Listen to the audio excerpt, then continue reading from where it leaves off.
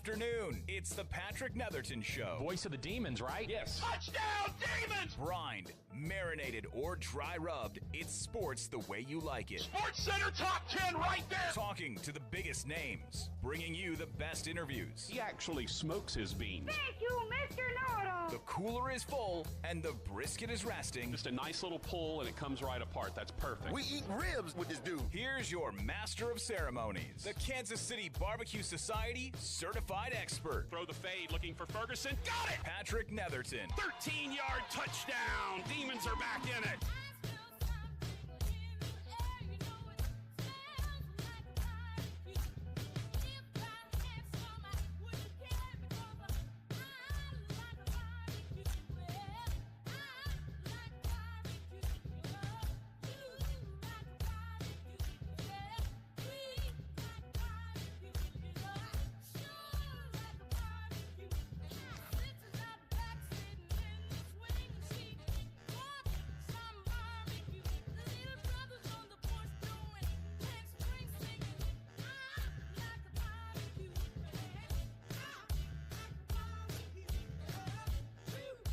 And good afternoon. We welcome you in. It's the Patrick Netherton Show right here on 1130 The Tiger.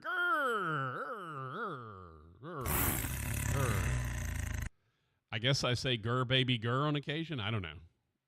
But yes, all of the growls, everyone. All of the growls. What's up? It is a Monday. We got controversy all over the place in college football, which I love. Love a good controversy. Appreciate a good controversy. We got that. We'll get into all of that. I'll tell you if the committee got it right or not. Or, even better, I'll tell you if the committee could get it right. So we'll go over that. We got our two teams for the Independence Bowl, Cal and Texas Tech, coming in late night on December the 16th, or a week from this Saturday. So just 12 days away from the Independence Bowl. Very quick these days, very quick. So we'll get into some of that. And, man, whatever else is on your mind. Obviously, Saints looked terrible and then good and still lost. Texans clearly overrated, as Moody told us on Friday. The overrated Texans once again win. At some point, I guess you just get rated, right? Like, when do you move from overrated to just rated? But, yeah, Texans take care of business, making Hambone a very happy man, taking down Sean Payton and his Denver Broncos, who were on a 5-game winning streak. So we had that going on. And just a lot of college football controversy, a lot of NFL stuff going on. You name it, we got it, and we are here to discuss all of it. From 1 to 3 p.m., the Patrick Netherton Show, right here on 1130 The Tiger, 103.3 FM, the app, the YouTube channel, all of that. We got all of it available for you. I had a rough last, really, 36 hours or so. I didn't get food poisoning because it took a while, and I don't know if I was having just a little 24-hour bug, or if I was having a reaction to going back on Ozempic again. I had been on Ozempic and then went off of it because they couldn't find any, and then went back on it. And the side effects of Ozempic are, upset stomach, all of that stuff. And so I had that in spades the last really 36 hours. Went to bed last night. Stomach was still a little upset. Woke up this morning and feel fine. So hopefully that's the end of it. Don't have to deal with it anymore. But it was a rough Saturday night and Sunday. Really didn't get a lot accomplished. Laid in bed a lot and watched football. I don't know what upset my stomach more, the Saints start or the Ozempic, one of the two. But then the Saints rallied, and then they faltered and ultimately did not get the win. And Saints drop a game behind Atlanta in the NFC South standings, but because of the tiebreakers, they're really more like 2 games behind the Falcons, as they lost another NFC game They are behind the Falcons in the division. The Falcons now, I think, 3-0 in the division. So, yeah, it's tough times right now for the Saints. Luckily for Hambone, his Texans are rocking and rolling, continuing to play really well. You know, it's funny. C.J. Stroud is the runaway winner of the Rookie of the Year. There's no doubt about it. It's not, but the tight end Laporta for Detroit, that kid's put up an insane season. I guess he could be the NFC Rookie of the Year. I don't know if they do it, if it's just overall or if they divide it by conference.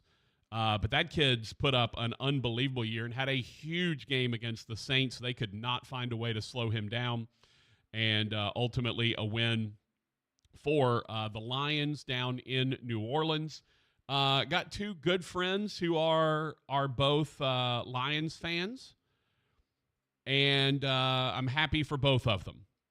Our boy Greg, a.k.a. GeekCon Daddy, our boss man, he is a huge Lions fan from up in Michigan, so it makes sense. And then my good buddy Matt Bonnet, who is the sports information director at McNeese. Matt, also a huge Lions fan. So both of those guys extremely happy. Matter of fact, Bonnet even went to the game yesterday where it was probably, I'm going to say half Lions fans. It was probably 30-40% Lions fans. They were loud and into it. There was a lot of booing early every time Taysom came out of the game and Carr came back in. And then the crowd kind of turned when the game got tight again, and the crowd got back into it, tried to help them find a way to win, and ultimately did not. I'm not going to dwell a lot on the Saints. I will say this. You've got to fire Dennis Allen. You got to fire Pete Carmichael. I'm not so sure you don't fire Mickey Loomis at this point. It is for what you paid for Carr and what he has been. I don't, 5-7 ain't it. I don't care where you are in the division. I don't care that you might go to the playoffs. You are a hugely underachieving team with what you had coming in and what you expected. So I think you reset. Maybe Loomis, I love Jeff Ireland. I think you maybe make Jeff Ireland your GM and go from there. But I don't think Dennis Allen can stay. I don't think Pete Carmichael can stay. I would run them sooner rather than later, but knowing the Benson family and how they operate, probably not going to fire a coach mid-season, and that's fine. Get to the end of the year, but you need a reset when it comes to that. But the big controversy in all of sports is, of course, the college football playoff. For the first time, really, since they went to 4 teams, the College Football Playoff Selection Committee had a real dilemma. First year, they had to figure out who they were going to shaft between TCU and Baylor, and they ended up shafting both of them because the Big 12 wouldn't declare one of them the conference champion.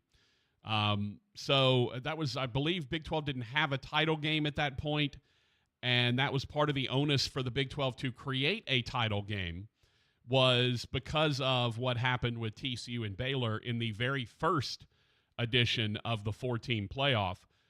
They were both tied for the conference lead. The league wouldn't declare one of them a champion, and so because of that, the committee just punished them both, and neither one got in. That was correct me if I'm wrong, Rogers, that was the Ohio State year, right? When Cardale Jones and Ohio State got in and then won the whole thing.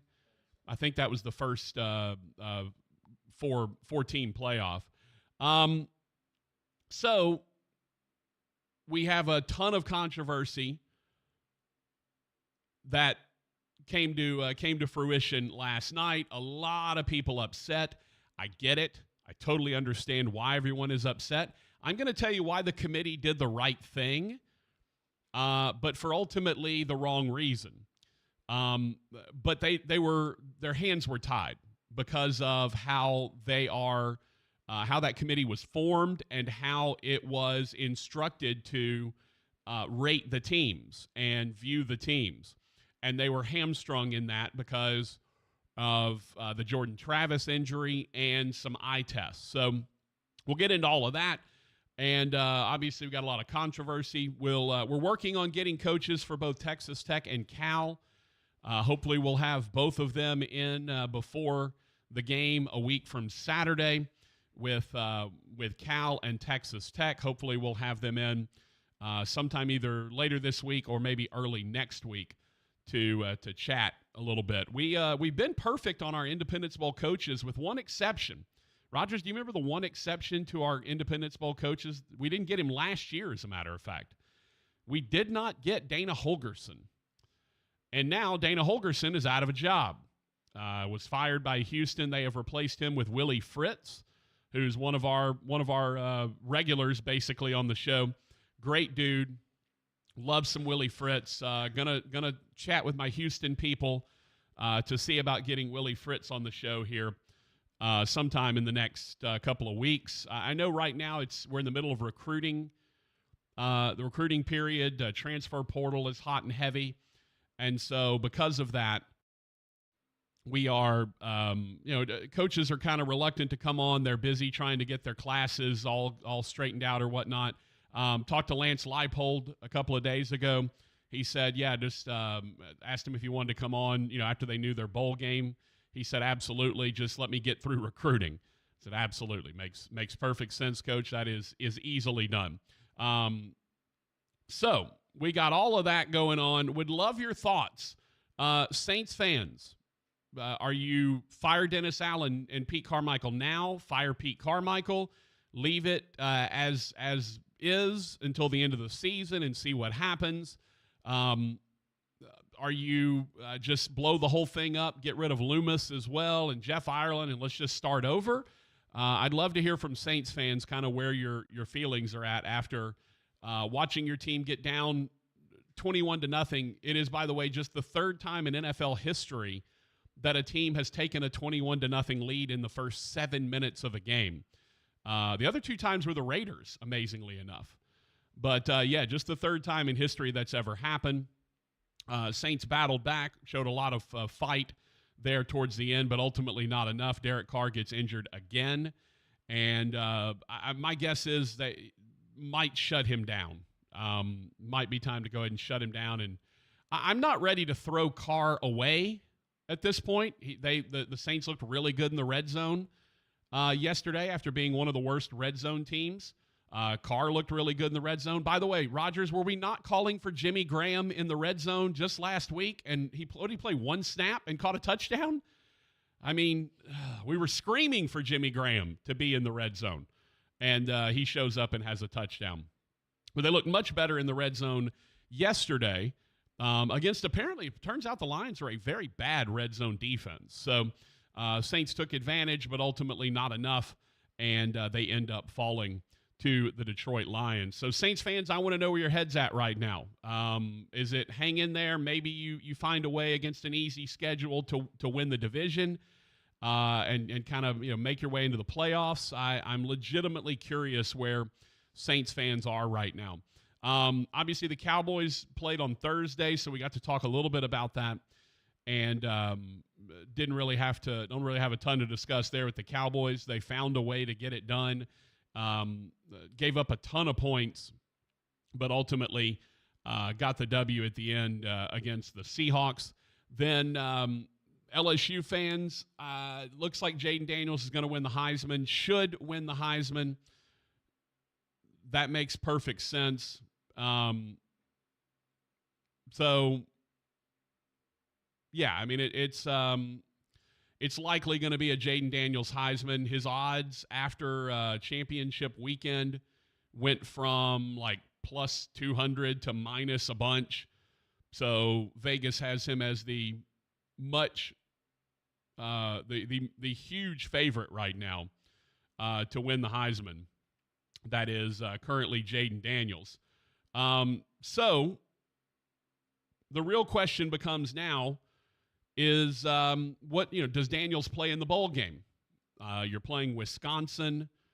That bowl game's in Tampa, Rogers, is that right? The ReliaQuest Bowl used to be the Outback Bowl. I'll say this. It bothers me when bowl games give you no indication of what they are or where they are. Because I struggle with, when the famous Idaho Potato Bowl, I know that's in Boise. right? I'm well aware of where that is. But, like, some of these bowls keep changing sponsorships so fast that it's almost impossible to figure out where some of these where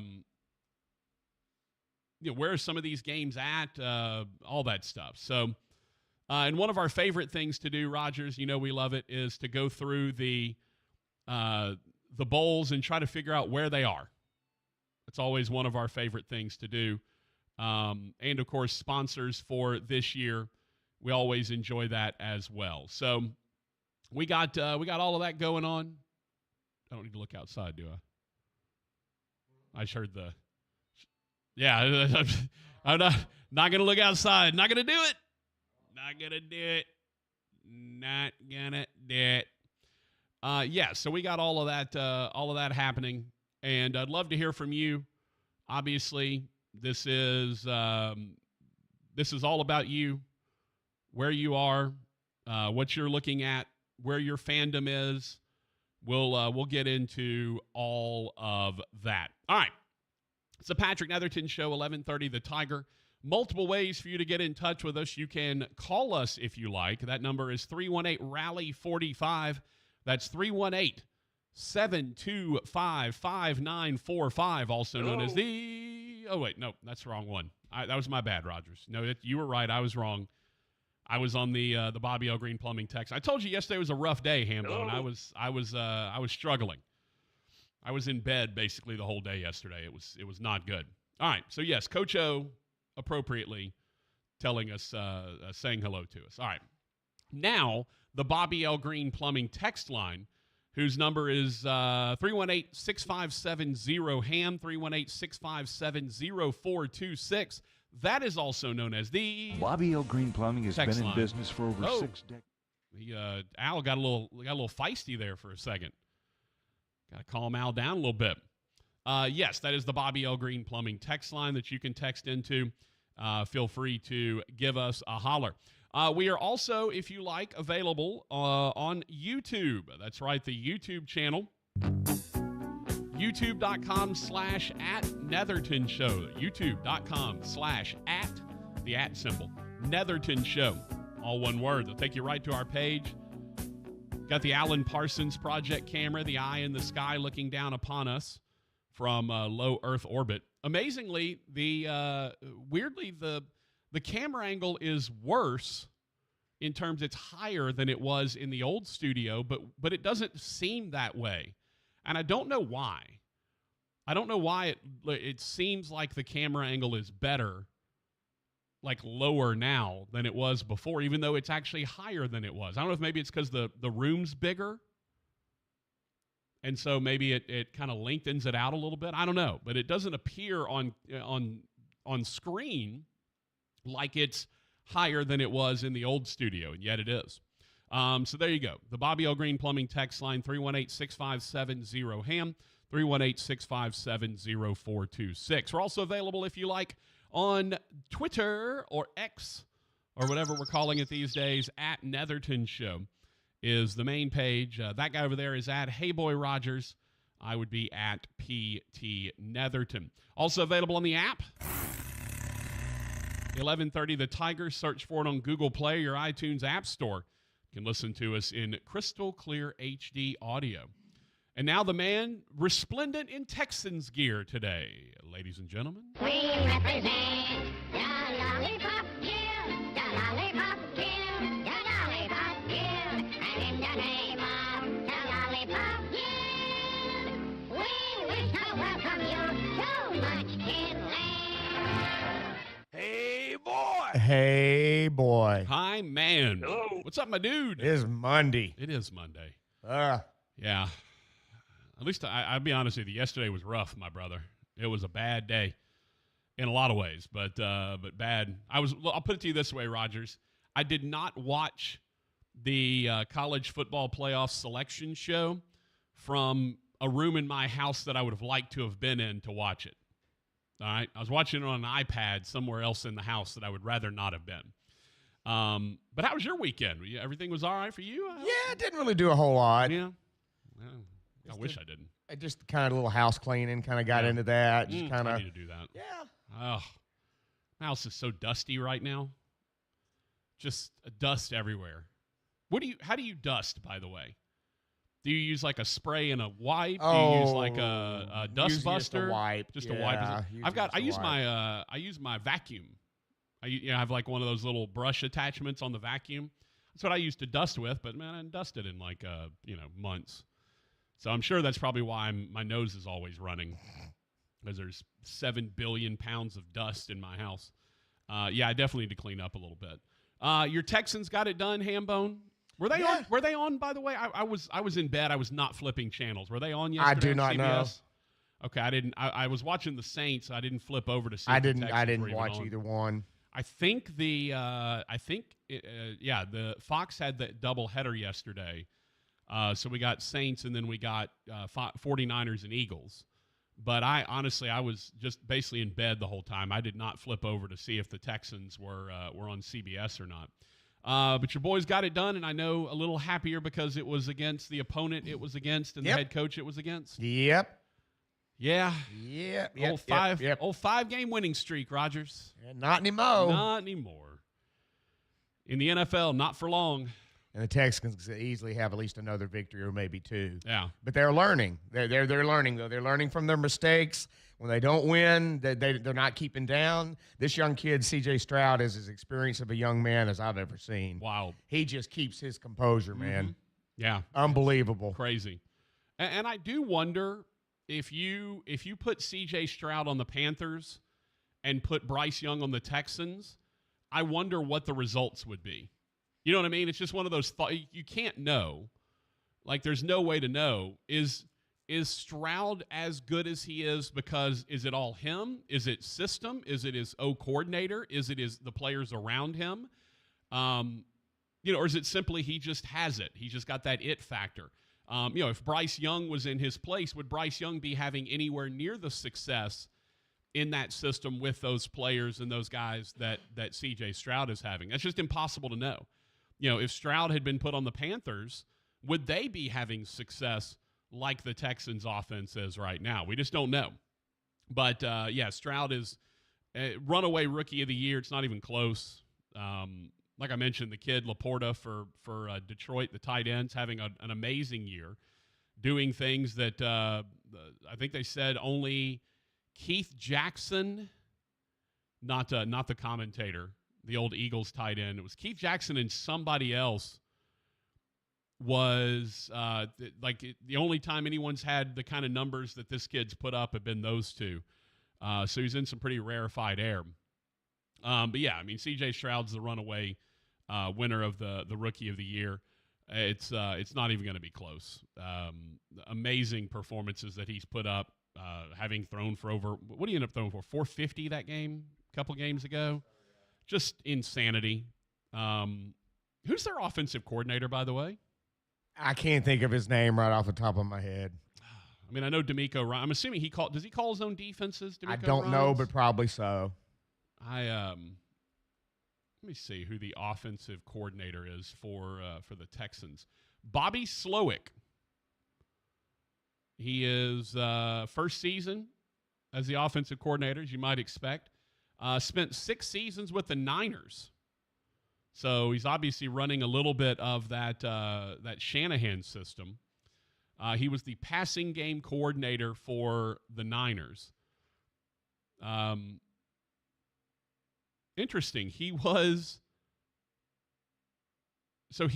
got his start with the 49ers the same year that D'Amico Ryans was with the 49ers, and both of them were defensive quality control coaches. And now he's an offensive coordinator. That's pretty crazy. That's pretty wild to switch sides of the ball like that. Anyway, so we'll talk Texans, we'll talk Saints. Obviously, we got the college football playoff to discuss. We'll get into that. Got a bunch of texts. So here's what I want to know. Saints fans, are you blowing it up now? Are you waiting till the season? Keep them all. Get rid of them all. Mickey Loomis, Jeff Ireland. Where do you fall on that? I kind of want the feeling for where Saints fans are. You can't really do anything with Derek Carr right now. You're talking about a ton of money that you have invested. And for Derek Carr, I would keep him anyway just to see if a new coaching staff or new coordinators might end up making him a little better. Cowboys fans, obviously, got to be feeling pretty good about where you are, especially with the Eagles getting pounded yesterday by the Niners. Then we got to talk college football playoff. College football fans, did they get it right? Who should have been those last two? Texas, Georgia, Alabama, Florida State. Who should have been the last two? We'll discuss all of that. It's the Patrick Netherton Show, 1130 The Tiger, 103.3 FM. And over on the YouTube channel, youtube.com/@Netherton Show. We'll be back.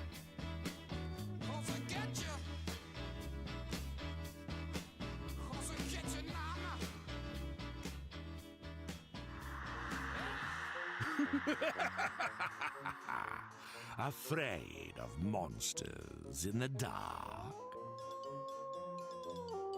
There's nothing to fear. You'll have a monstrously fun time. Play Monster Money from the lottery. You could win up to $13,000. Play all 4 spooky scenes. So, for a heart-thrilling experience, stop in at any lottery retailer and ask for Monster Money with a top prize of $13,000. Be warned, it could be a frighteningly fun time. Must be at least 21 to purchase. A healthy weight, more energy, and smooth, regular bowel movements. 3 things everyone strives for. It's me, Chuck Norris. There's one really important thing we don't talk about enough: our health. Achy joints, digestive issues, weight gain, and fatigue. We're told these are normal signs of aging. So working with a team of health experts, we came up with Morning Kick. Morning Kick is a revolutionary formula combining 10 different supplements in one. Probiotics that help you lose weight, prebiotics for digestion, superfoods for muscles and joints, and several of the most powerful anti-aging supplements on earth. It'll help you feel youthful, energized, focused, and help manage stress. Anybody can achieve great health regardless of their age. Go to roundhouseprovisions.com. Use code SUPPORT or text SUPPORT to 511-511 and claim 40% off today. Every purchase comes with our 90-day money-back guarantee. Text SUPPORT to 511-511. Morning Kick. These statements have not been evaluated by the FDA. This product is not intended to diagnose, treat, cure, or prevent any disease. Tax fees may apply. If you're looking for the finest in seafood, the finest in steaks, and a beautiful ambiance, you're looking for Two John Steak and Seafood, 2151 Airline Drive in Bossier City. It is absolutely spectacular, from the New Orleans-style courtyard to the ambiance of the bar to the elegance of the dining room. The best steaks, the best seafood, one of the best wine lists in town, and don't forget Friday lunch, where you can have a beautiful ribeye burger, just the tastiest one in town. It's Two John Steak and Seafood, and make sure you tell Big John we said hello. Bobby L. Green Plumbing has been in business for over 6 decades, 60-plus years. That's remarkable, since technology is always shifting and times change. Not only has Bobby L. Green Plumbing survived, they adapted to the modern marketplace, and they've thrived. Green Plumbing can spot trouble faster and repair it quicker using the latest technology. That eliminates your discomfort and saves you money. Bobby L. Green, the Green Team, the plumbing team you like best. We're your local bank in your community, so come on in and say hi. You'll like what you see at your service. At GBT, at your service. At GBT, at your service. At GBT, we're gonna make it right for you every day, every way. We're at your service. At GBT, at your service. GBT, come on, we're more than a bank. We're the friend you turn to when it's gotta be right. No matter how big, no matter how small, we're here to serve you and we give it our all. 'Cause we're at your service. At GBT, at your service. At GBT, we're at your service. At GBT, we're the Gibbsman Bank and Trust, and we're at your service. GBT. Member FDIC. Restore me, refuel me, rejuvenate me. RejuveMeMedical.com. Let's get to the meat of the matter with producer Rogers Hampton. Hey, boy! Here's your master of ceremonies, Patrick Netherton.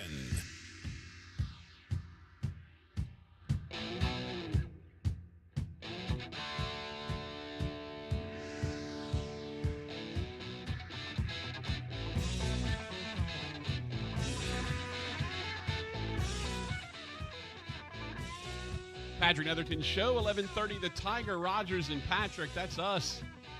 Yeah, let's go.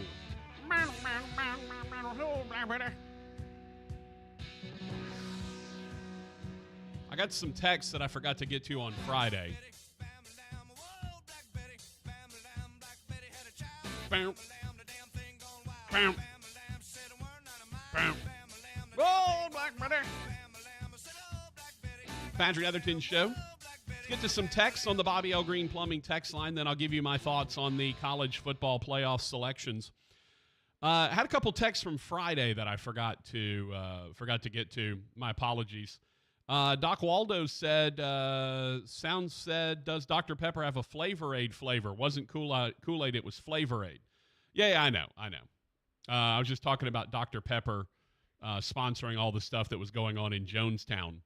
The Dr. Pepper tuition toss, which happened at every bowl game during the every championship game, it seemed like.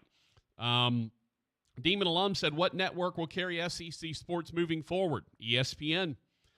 ESPN is going to be the home of the SEC. A lot of conspiracy theorists out there thinking that Alabama got into the playoff because of ESPN. And I'm going to address that thinking in just a little bit. Ernie said, thinking Rodgers is done with Moody like Kiss. Maybe so. Let's see. 318 said, are you a bassist at heart? Because I always do the bass lines of most of the songs. Well, I was a trombone player in middle school and growing up. And so trombone players are typically the bass line. Or run the bass line. So not suicides, Rogers, where you run to bass line to bass line. But no, so I'm used to kind of looking and being a part of the bass cleft as opposed to the treble cleft. That's kind of where we were. Johnny sent an upset pick, which we're not doing anymore, but I appreciate you sending it in, Johnny. He picked Iowa over Michigan. Not happening. Rogers, guess what hit, though? Shockingly, the under on an Iowa game. Yeah. Now, the thing that made me mad is I had Iowa plus 21.5, 22, whatever it was. 21.5, and they lost what, like 24-0, whatever it was. Come on, man. Y'all couldn't have just gotten a field goal in there somewhere? Like, geez, man. But I went 4-3 on the week, so I'm not mad about that. Staying on with the winning record, I'm now 46-42-4. Moody, I haven't checked to see what Moody did. He started off 1-3. Of course, Rogers, he picked against your overrated Texans, and didn't do well for him to pick against them overrated Texans. But I meant to see the other scores. He's also got one of his games is Jags minus 8.5 tonight against the Bengals. By the way, that line has moved to 10, but he'll keep it at 8.5 because that's what we picked on Friday. He also had the Buccaneers minus 5 against the Panthers. That did not come to fruition as the Bucs won, but only won by 3. So that makes Moody 1-4. He had Rashad White over 63.5 rushing yards, and he had 84. So he gets the win on that one. So Moody is sitting at 2-4 right now with Jags minus 8.5 against the Bengals. I am 4-3. Rogers, I thought the surest bet on the board was Washington plus 10. I actually had it at 9.5. Washington won. I still don't understand that line. I don't know what Vegas was thinking there. Washington already had won that game, and we're still playing very well. I did not understand the Washington huge underdog against Oregon. I told you SMU and Tulane would go over 47, and they got nowhere near it. They neither one of them. Turns out a lot of people think that because Willie Fritz had sort of already accepted the Houston job, that there was some bad vibes with the Tulane program. I told you Iowa would hit yet another under, and they did. Wasn't even close. I told you Iowa plus 21.5 against Michigan. Didn't quite work out. Iowa couldn't even get a field goal. I told you the Patriots would cover 5.5 against the Chargers. Did you see the final score of that game, Rogers? 6-0. We couldn't get a safety, a field goal, anything. I needed 5.5, and the Patriots lost 6-0. Vegas knows, man. Vegas already knows. I told you the Seahawks would cover 9 against the Cowboys on Thursday. They did. And I told you the Lions would cover 4 against the Saints, and they barely did, even though it looked like early they would cover with ease. They ended up covering, just barely getting there with a 5-point victory. Moody had Cowboys -9 against the Seahawks. That's an L. Saints +4 against the Lions. That's an L. So Moody 2-4 with 1 game left. I'm 4-3 on the week. All right, let's get to some more texts on the Bobby L. Green Plumbing text line. Cocky said the logical replacement for Neil Peart of Rush is Phil Collins. He's not really he's in bad health, isn't he? Yeah, he's not in good health. I want to say, did he have? Was there something vocally like he can't sing? He can't walk. Oh, that's right. He would sit down to do a lot of yeah. I wonder what is he? Do we know what his condition is? Let's see. Phil Collins' health. Why is Phil? He's been suffering from a spinal injury since 2007. So there you go. That's what he's been dealing with. Double J said it's the Patrick Netherton Show's Transfer Portal Spectacular Monday. Can't wait for you to break down all the chaos. Well, keep waiting, Double J. A lot of guys in the transfer portal. Where do they end up? Nobody knows. Bucko said about the Saints, keep them all until the season is over. Don't want any spark to jeopardize a good draft position. Then fire Dennis Allen, Pete Carmichael, and Derek Carr. The only problem with that is you can't really get out of Derek Carr's contract unless you're willing to just tank your for a few seasons because there's be so much dead money that you'd be giving up. I like his. I mean, I think Carr's got all of the pieces, right? He's got a good arm. He's mobile enough. He seems to be fine in terms of decision making. I'd love to see Carr with a better offensive coordinator and see what he can do. He performed pretty well when he had John Gruden, right? And then he's gotten in the Saints system, and it just hasn't been the same. 318 said, I heard one of your listeners asking how to watch a certain football game.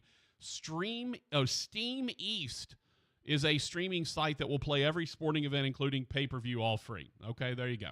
Don't know nothing about when it comes to that. Elvis Presto said, based on your picks alone, your picks record alone, you're hired as Dennis Allen's replacement. Oh, I mean, I'd take that job just because it pays millions of dollars. That's a tough gig, especially right now. Saints have so much. They've been kicking the can with cap money for so long, kicking the can down the road, hoping to, strike. At some point, they're going to have to just bite that bullet and eat some of that and try to rebuild. I don't think they're quite yet in the rebuilding phase. You still got a bunch of offensive weapons. The O-line's a little older, but you could still, you could still get plenty. How about Trevor Penning? That guy's has not done worth a damn, right? He was a first-round draft pick, and he has been, again, he's in his, first, second year. It's not fair to label him a bust at this point, but so far he has not lived up to expectations with being a first-round draft pick. 318 said Stream East. Sorry. Okay. Good on it. But Elvis Presto, no, I I'd take the job because it pays millions. I'd be like, hey, can I milk like three years of salary out of this and then, quit, go sit on a nice little payday there? Maybe. But I don't know that I'd want that job. All right, let's talk about the college football playoff selection. A lot of hand wringing and ripping of sackcloth and all of that, gnashing of teeth because Florida State got in or didn't get in, and Alabama did. Two things. One, I'm not sure Washington doesn't deserve to be number one. I would have put Washington ahead of Michigan in the number one spot. I think they deserve it. So I would have had Washington 1, Michigan 2. Are we 100% sure that Texas deserves to be in? Right? Strength of schedule wasn't great. Yes, they won at Bama, but that was a much different Bama team that they beat in Tuscaloosa early in the season than the one that's playing right now. Few other things. The way that the committee is charged by the college football playoff, they are charged with finding the 4 best teams. Okay? I will say this. If you really were wanting the actual 4 best teams, I'm not so sure Georgia doesn't deserve to be in there somewhere. They were number 1 the entire season until they lost in the title game to Alabama. And Texas, I mean, if you told me the 4 best teams were Michigan, Washington, Georgia, and Alabama, I'd listen to you. I certainly would. The committee had an opportunity for it to be super easy. If Georgia knocks off Alabama, then that's easy. That's Michigan, Washington, Florida State, and Georgia. And there's no controversy. You put them right in there, and it's the 4 unbeatens, and boom, boom, boom. The problem is Florida State has won ugly down the stretch without their quarterback. Bama has had some ugly wins and obviously needed a prayer against Auburn, but they got it done. And I always discount the idea in huge rivalry games that no matter what, one team could be 11-0 and one team could be 0-11, and you're going to get the best shot from both teams because it's a rivalry game. So the idea that they struggled with an Auburn team who got boat raced by New Mexico State the week before doesn't hold a lot of water for me because it is a huge rivalry game. Auburn was going to be up for that. And the game was at home at Jordan-Hare.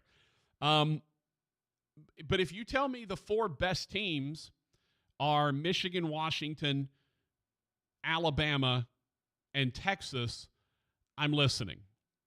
The problem with the selection committee is they are tasked with putting in the 4 best teams, not the 4 most deserving teams. If it's the 4 most deserving teams, it is likely Florida State in that 4 spot.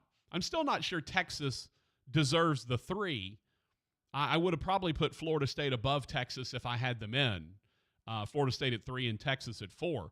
The problem you run into is the best versus most deserving. And the committee has said year in and year out that they are tasked with finding the 4 best teams. Do they always do that? No.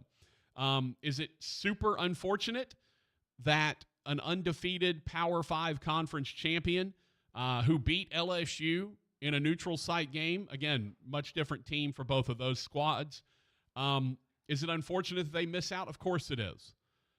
If you tell me I had to make a pick, I probably would have put Florida State in, even with the parameters of best teams, simply because they are the most deserving. And I don't think it's fair that you leave a Power 5 conference champion out that is undefeated, especially considering the fact they played a reasonable non-conference schedule. Unlike Georgia, who didn't play anybody in the non-conference. Their non-conference schedule was absolute garbage, except for Georgia Tech. But if you tell me the 4 best teams, I might tell you that Texas isn't as good as Georgia or Alabama, even though Texas has already beaten Alabama. Bama is a much different team now with the way that they have reshaped their offense, the way that things are moving. I don't know if you heard Nick Saban on the postgame show talking about how they made some adjustments against Georgia and really shut them down, made some defensive adjustments. I believe that Alabama is one of the 4 best teams the way they are playing right now. I do not believe Florida State is one of the 4 best teams the way they are playing right now. And I will be interested to see Florida State and Georgia play each other, considering the fact you'll probably have a ton of defections for both teams. I'm not sure both teams will be at full strength, and in a game that I'm not sure either one of them cares about, because up until a couple of days ago, Georgia thought it was getting into the playoffs. Up until yesterday, you feel like Florida State felt like they should have been in the playoffs. So Washington and Michigan were easy. Then the 4 for the 2 spots after that were tough. Best, I might have gone Georgia, Alabama. Most deserving, I would have gone probably Texas and Florida State. And we got some amalgam of those 2. Texas in because of the head-to-head win over Alabama. Alabama has the best win of anyone in that group with the victory over Georgia. And Texas I could argue, has the second best win with the win over Alabama and Tuscaloosa. But again, both of those teams, Alabama especially, a lot different now with Milroe at quarterback. Tommy Rees changed up the offense with him, and now operating at a much different level offensively than they were before. So Nick Saban back in the playoffs again. No real surprise. A lot of talk I've seen, kind of just some scuttlebutt about this was sort of an inside job to appease ESPN, who is the major corporate partner, television partner of those teams, and I think that's absolutely ludicrous. The chair of the selection committee is the NC State AD, right? So he has no reason to shaft the ACC, and he has no reason to want the ACC not to be in. But at the end of the day, it is all done by secret ballot. Since then, Rick Scott, from the senator from Florida, has sent a letter to all of the members of the playoff selection committee, along with the AD at Florida State and I think one other person, basically saying that that he wants all of the information, he wants all of the deliberation, he wants all of the voting numbers. The problem is it's all secret ballot. It has never been a public record of who's voting. It has always been a secret ballot. So it was a very very quiet. You go in, you debate, and then you do a secret ballot, and you vote, and then you put teams where they are, and then you vote again, and you keep voting until you get the teams where they're supposed to be. That's how it works. It is literally a secret ballot. They punch their picks into a computer. The computer displays it, randomizes it, makes it all anonymous, and their picks show up that way. So it's not something where the committee members are casting their votes publicly or even in front of each other.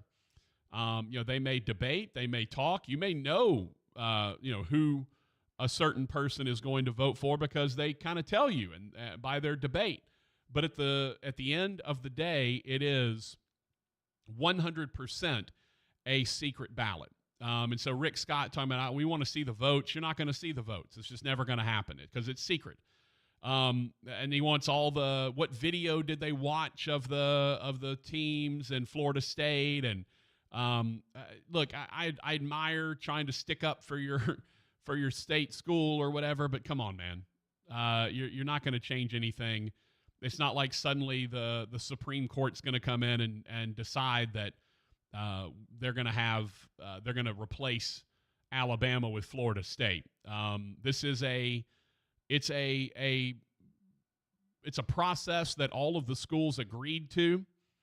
It is, again, and I want to reiterate this for some people who may not understand, this has nothing to do with the NCAA. A lot of people mad at the NCAA. Nothing to do with them. College football playoffs are completely separate from the NCAA. Different entity, not in any way affiliated with the NCAA.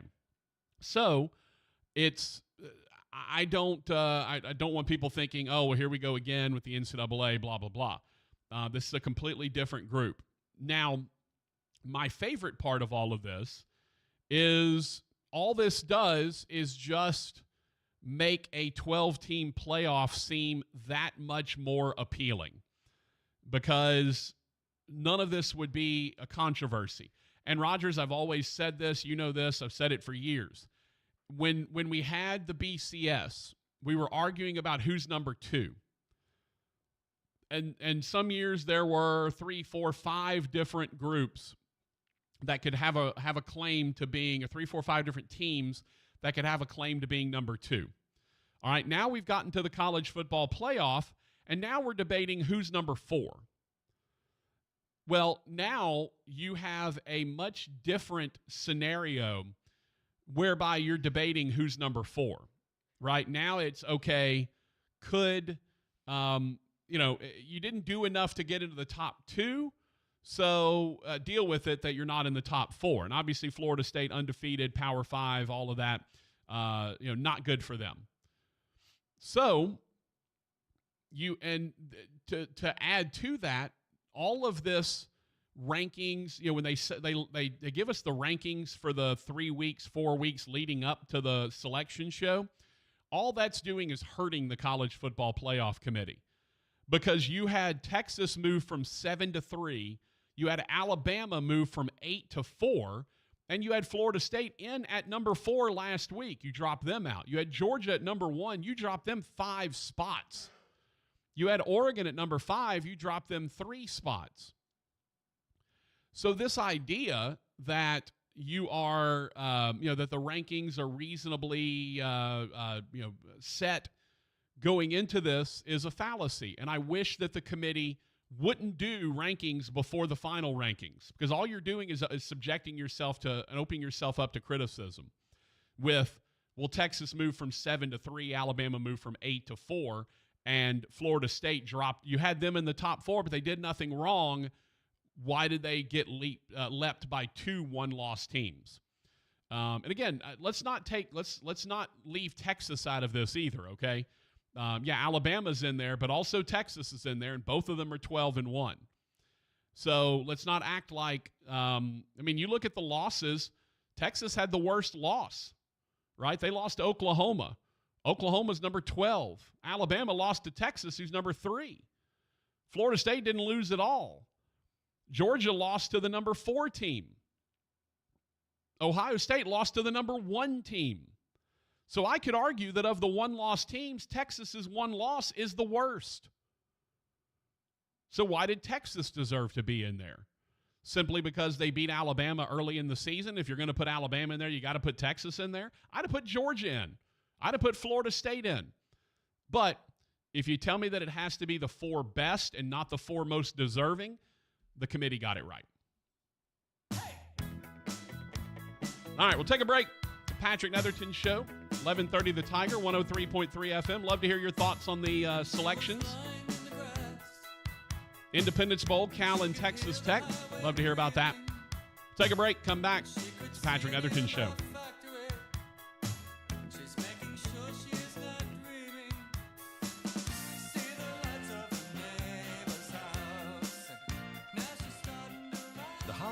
Are the happiest time of the year. That is, unless you or your loved ones are miserable because of colds, sinus infections, or allergies. This holiday season, give the gift of better breathing with Navage. What makes Navage so effective? Well, unlike cold and allergy drugs that might take a long time to help, if they're effective at all, Navage provides fast relief from sinus congestion in 30 seconds flat. Navage doesn't just relieve symptoms, it attacks the cause by sucking out the germs, allergens, and viruses trapped in your nose that are making you feel miserable. Best of all, Navage does it naturally, without drugs. Wash away your cold and congestion problems this holiday season. Add Navage to your gift list so you can breathe easier, sleep better, and feel healthier all year long. Ask for Navage at Walmart, Walgreens, CVS, Rite Aid, Target, or find us online at Navage.com. Navage, Navage. Clean nose, healthy life.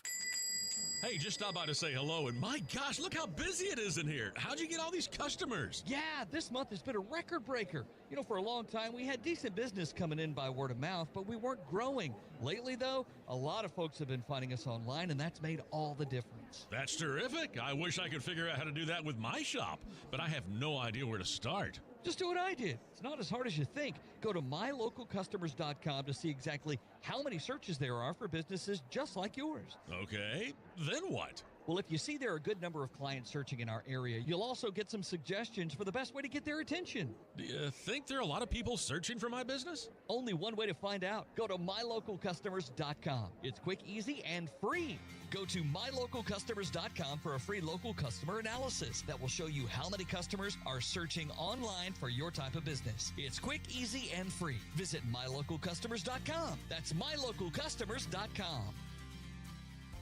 Spoiled supermarket meat, sawdust like fillers, artificial preservatives? Hold on there.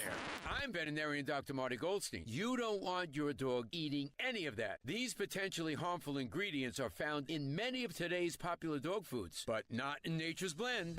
A freeze-dried raw dog food with real cuts of meat, omega-3 rich seeds, and superfood veggies and fruit. Nature's Blend is designed to help support your dog's playfulness, healthy skin, soft coat, easy digestion, and youthful mobility. Your dog will go bonkers over Nature's Blend savory flavor and texture. For a limited time, save up to 54% off Nature's Blend and receive a free festive holiday dog sweater with select orders. Go to drmartypets.com/deal or text DEAL to 511-511. I guarantee it with a 100% 90-day return of your purchase price. Offer available with select orders while supplies last. Text fees may apply. You may receive up to one additional text. Text stop to opt out. Paid for by Dr. Marty's Pets.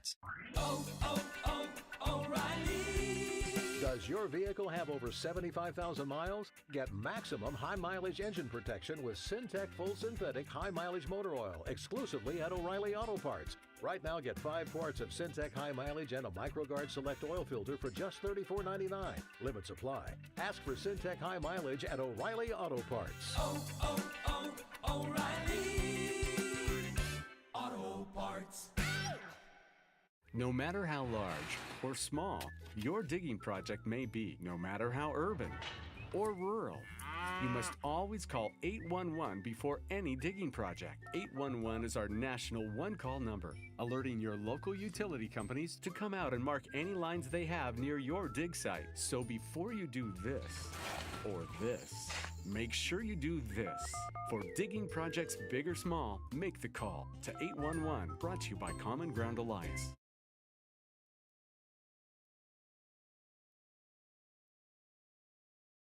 If you're looking for the finest in seafood, the finest in steaks, and a beautiful ambiance, you're looking for Two John Steak and Seafood, 2151 Airline Drive in Bossier City. It is absolutely spectacular, from the New Orleans-style courtyard to the ambiance of the bar to the elegance of the dining room. The best steaks, the best seafood, one of the best wine lists in town, and don't forget Friday lunch, where you can have a beautiful ribeye burger, just the tastiest one in town. It's Two John Steak and Seafood, and make sure you tell Big John we said hello. Bobby L. Green Plumbing has been in business for over 6 decades, 60 plus years. That's remarkable, since technology is always shifting and times change. Not only has Bobby L. Green Plumbing survived, they adapted to the modern marketplace, and they've thrived. Green Plumbing can spot trouble faster and repair it quicker using the latest technology. That eliminates your discomfort and saves you money. Bobby L. Green, the Green Team, the plumbing team you like best. Tiger weather now. Dry into this evening with a clear sky and a light breeze out of the northwest. The overnight low should eventually drop down to 44. A sunny start to the week on Monday with a high near 61. On Tuesday, plenty of sun and a little bit warmer with a high near 65. The temperatures will cool a little bit by the afternoon hours. On Wednesday, it will be a sunny day as the high approaches 60 degrees. I'm Jeff Marr at the Weather Channel. Restore me, refuel me, rejuvenate me. RejuveMeMedical.com. KWKH and K277DO Shreveport, 1033 FM and 1130 The Tiger. Your home for LSU sports, a Town Square Media station. A good time is in the air. It's the Patrick Netherton Show.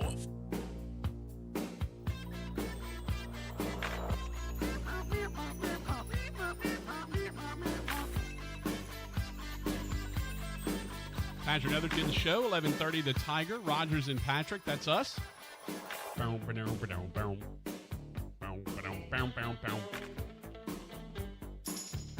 right, now you want to know what it looked like with a 12-team playoff based on the final rankings of the College Football Committee, College Football Playoff Committee? Here you go.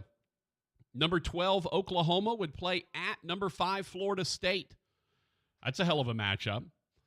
Number 11, Ole Miss would have played at Georgia. My guess is the committee would have finessed that a little bit because the other matchup would have been Penn State at Ohio State, and because it's two Big Ten teams, two SEC teams, my guess they probably would have flipped Penn State at Ole Miss. So you'd get Penn State at Georgia. You'd get Ole Miss at Ohio State. And then you'd get Missouri at Oregon for your first round. Byes go to Michigan, Washington, Texas, and Alabama. You would have the winner of the 8-9 game. Let's just say it's seeds hold. Oregon would play Michigan. Ohio State would play Washington. Georgia would play Texas. And Florida State and Alabama would play in the second round. I mean, the 12-team playoff is just fantastic. And it needs to be here. And we could have had it this year, by the way. The 12-team playoff could have been ready to go this year. But the coalition of the ACC, the Pac-12, and the Big Ten decided they didn't want it this year. And so because of that, we are still stuck with a 4-team playoff until next year. Whereas a 12-team playoff, again, they would have flipped Penn State and Ole Miss because of conferences, more than likely. You would have gotten Oklahoma at Florida State, Penn State at Georgia, Ole Miss at Ohio State, and Missouri at Oregon. Who's saying no to any of those games? LSU, Arizona, Louisville, Notre Dame, Iowa, all on the outside looking in. But who says no to that slate, right? With Michigan, Washington, Texas, and Alabama waiting in the wings. The 12-team playoff can't get here fast enough. It just can't. It's going to be so amazing to have home sites in the first round of the playoff. I mean, Florida State hosting Oklahoma, come on. That is an absolutely titanic matchup. We're talking Penn State traveling to Georgia, two of the bluest blue bloods there is. You got Ole Miss going to the Horseshoe to face Ohio State. And then Mizzou traveling to the Pacific Northwest to take on Oregon. Oh, come on, man. Let's get it. Let's get to the 12-team playoff already. Double J said, I don't care how they do it. I just want to go back to waking up early to watch the New Year's Day parades and then a day full of bowl games, most of which meant something. Make it happen. Well, unfortunately, Double J, it's not going to go back to that. The games will mean something, especially in the big bowls, right? The Final Four, if you will. Those games will still mean something. You look at the New Year's Day, ReliaQuest Bowl, Wisconsin and LSU. the Verbo Fiesta Bowl, Liberty and Oregon, the Citrus Bowl, Iowa and Tennessee, college football semifinal at the Rose Bowl, Michigan, Alabama, the one at the Sugar Bowl, Washington and Texas. And then Monday, January the 8th, you've got the championship game being played in Houston at NRG Stadium. It's a fantastic New Year's Day. It's not what it was, and it won't be what it was. But when you start having these games moving to home sites, you're going to have some really fun matchups. They're going to be a lot of fun to have. Big C, Texas should be in. They lost a hard-fought game with a rival. They beat Bama. You will see when Texas beats your Washington that you think should be number one. Okay, after listening to you more, I agree with your take. I turned him around in 3 minutes, Rogers. Yeah, I'm not saying Texas is undeserving. I'm just saying everyone seems to be questioning Alabama, but no one seems to be questioning Texas. When of all the one-loss teams, Texas has the worst one. And it is a rivalry game. You know, the Red River Shootout or whatever we're calling it now, it is a rivalry game. So it's always going to be a big deal. Just like Alabama had to survive Auburn. You know, Texas got beat by Oklahoma. They're big rivals. But at the same time, you can't look at this and think Texas is just a shoe-in and Alabama is not. I know they played head-to-head, but that was the beginning of the season. And Alabama especially is a much different team. Does Florida State deserve the spot? Yes, they do. But it is not most deserving. It is best. And if you ask me which team on a neutral field wins or is the better team between Florida State and Alabama, especially with Jordan Travis out, it's absolutely 100% Alabama. And that's unfortunate for Texas. It's unfortunate for Florida State, but it's absolutely true. And that's what the committee had to do, right? Match up Florida State with either their second or third team quarterback against Texas on a neutral field. Texas is better. Alabama on a neutral field. Alabama is better. And that's why Texas and Alabama are in and Florida State is out. But if it switched to most deserving, Florida State's 100% in. Not even a question. Bernard said, Mr. Netherton, this is Bernard here. I really was hoping to win a certificate to eat at that Two John's restaurant. Guess I'll end up having to pay, which I probably will anyway, because I think it sounds great. But how about you get a $100 gift certificate for the person that picks the most games with the point spread and make it a 12-game pick? You have to pick any 12 games and use the point spread. That would be good. Bernard, I'd love to, my friend, but we are done with the Two John's gift certificates for the year. I'm not going to go harass John, especially not for a $100 gift certificate, right? He's nice enough to give us $50 gift certificates. So I'm not gonna mess with Big John. He's nice enough to sponsor our show. By the way, Two John Steak and Seafood, 2151 Airline Drive, just north of the railroad tracks. Can't go there today. Closed on Mondays, but they will be back open on tomorrow. It'll be the full laundry list of an incredible food. Rogers' Friday lunch special last week was the chicken sandwich, and looked amazing. I saw the pictures of it, just looked spectacular. And Big John was cooking gumbo, or maybe Little John was. I think Little John was cooking gumbo. But they had chicken sandwiches and gumbo available at Two John's for lunch last week. So if you are so inclined, man, go catch you some Two John's Steak and Seafood. Go tomorrow. You're going to have family starting to come in for Christmas. You know, maybe it's one of those deals where your family comes in early.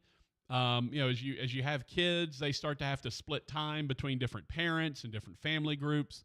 Maybe you got some folks that are coming in, splitting time, and it's not necessarily on Christmas. Maybe it's the week before. Maybe it's the week after. Check with Two John's. See if they're open. Take your family out there. Treat them right. Talk about a Christmas gift. A nice ribeye from Two John's. Can't think of a better Christmas gift than that. 2151 Airline Drive. Go check him out when Big John comes by to say hi or touch the table, as he often does. Please tell him you heard about it on the Patrick Netherton Show so that he will know that his advertising dollars are working. All right, let's see here. Got to go back looking at the bowl season. Rogers, do you have any idea what the first bowl game of the year is? Any clue? It is the Myrtle Beach Bowl between Georgia Southern and Ohio, played in Conway, South Carolina. That is the same day as the Independence Bowl, but at 11 a.m. That's actually 10 a.m. Central on Saturday. So that is early. It early times there. So Saturday, December the 16th at 10 a.m., that is the Myrtle Beach Bowl. The Cricket Celebration Bowl, which is one of the HBCU bowls, Howard and Florida A&M. That's it in Atlanta at 11. You have the R&L Carriers, Rogers, your favorite bowl. It's the New Orleans Bowl, as Hambone once screamed at me back in the old Brando show days. That will be ULL and Jacksonville State. So Rich Rod gets to come down to New Orleans to take on Coach Desimo and the Ragin' Cajuns. That will be at 1:15 on ESPN. The Avocados from Mexico Cure Bowl. Any idea where the Cure Bowl is, Rogers? No chance. I didn't know either. It was the Avocados from Mexico Cure Bowl is in Orlando. That is Miami of Ohio and App State. Although here it says Miami, Ojo, and App State. You've got the Isleta, New Mexico Bowl. No surprise, in New Mexico. New Mexico State, Jerry Kill, amazing job they've done against Fresno State. The L.A. Bowl. Rogers, any guess where the L.A. Bowl is? You'll take a stab at that one? It is not in Louisiana. It is, of course, in Los Angeles, Boise State, and UCLA. That is at SoFi Stadium. Rogers, any guess where the Radiance Technologies Independence Bowl is? No idea. That would be Cal and Texas Tech. That is at 8:15 p.m. Central Time at Independence Stadium in Shreveport on ESPN. So those are your first bowl games, first day of bowl games coming up. Maybe tomorrow we'll go through, play one of our favorite bowl games of do we know where the bowl is just based on its name? Always a tough one. We did not know where the Avocados from Mexico Cure Bowl is. The ones that start on Saturday, pretty easy. Myrtle Beach Bowl, yeah, we guess that's in South Carolina. The R&L Carriers New Orleans Bowl, I think we know where that is. We didn't know the Cure Bowl. You can guess where the New Mexico Bowl is, the Isleta New Mexico Bowl. The L.A. Bowl, I think we're pretty good on. And the Radiance Technologies Independence Bowl, I believe we know where that bowl game is. But coming up, we will, not today, probably tomorrow, we'll go through and play one of our favorite games. Can we identify where these bowl games are based on their names? Always one of our favorite things to do, me and Hambone, going into bowl season. All right. Did we miss anything so far? We've got college basketball starting to heat up. While you weren't looking, Hambone, did you see who's ranked number 30 in the initial net rankings? That would be Hambone's McNeese Cowboys with the gangster Will Wade, American gangster Will Wade. That crew is ranked 30th in the initial net rankings. That's the official NCAA rankings poll. So, yeah, McNeese ranked number 30 to start in college basketball. So, got to love that. Other than that, we had other NFL action going on yesterday besides the Saints falling to Detroit. You had the 49ers just beating the hell out of the Eagles in a game that was not only a rematch of last year's NFC Championship game, but a lot of people thought that perhaps this would be one of those games that helps determine who plays in the, who's getting number one seeds moving forward. And it was an absolute bloodbath for the 49ers Purdy threw for 314 and 4 TDs. McCaffrey ran for 93. Deebo Samuel had 116. Eagles got up 6-0 and then gave up 14 in each of the next 3 quarters. Had a fight where Dom, the security guy, got into it with one of the linebackers for the Niners, and then they both got tossed. And everybody's freaking out that they're going to put a statue of this guy up next to the Rocky statue. Just a whole thing that went down. And then kind of once that happened, the Eagles went down and scored, and it looks like, hey, maybe they were galvanized. And then the Niners came out and just beat the hell out of them the rest of the way. Niners look like the best team in the NFL right now. I don't know that they are. Obviously, they have 3 losses, but it's hard to believe there is a team that is playing at a higher level than the 49ers. Lions look really good. They got up huge on the Saints and then kind of gave that up a little bit. The